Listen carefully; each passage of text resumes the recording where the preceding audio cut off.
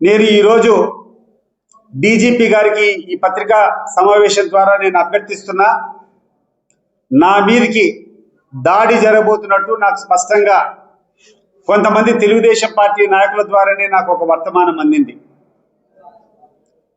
నేను నిరాయుధుణ్ణి, నన్ను కాపాల్సినటువంటి బాధ్యత పోలీసులది. ఇన్ కేస్ మీరు కాపాడలేకపోతే, మీకు చేతనైతే నన్ను కాపాడండి, నా మీద జరగకుండా చూడండి.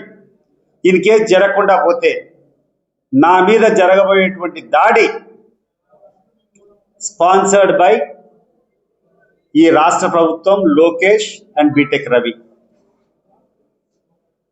నాకేమైనా జరిగినా సుమోటోగా లోకేష్ను, బీటెక్ రవిని పెట్టి సిబిఐ ద్వారా విచారణ చేయాలని చెప్పి నేను కోరుకుంటున్నాను. ఎందుకంటే ఇక్కడ పోలీసుల ద్వారా న్యాయం జరిగేటువంటి పరిస్థితులు లేవు.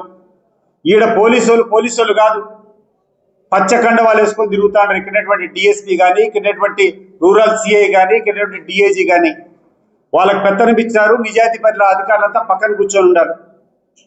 వీళ్ళ వల్ల ఎటువంటి న్యాయం జరగదు. నా మీద దాడి జరిగితే, నా మీద ఏ రకమైనటువంటి జరిగినా కూడా ప్రధానంగా ఈ రాష్ట్రంలో ఉన్నటువంటి మంత్రి లోకేష్ను, అదే రకంగా ఇక్కడ స్థానిక తెలుగుదేశం ఇన్ఛార్జ్ బీటెక్ రవిని సుమోటోగా పెట్టి సిబిఐ ద్వారానే ఎంక్వైరీ జరగాలని చెప్పి నేను కోరుకుంటున్నాను. నా మీద ఏమైనా దాడి జరిగితే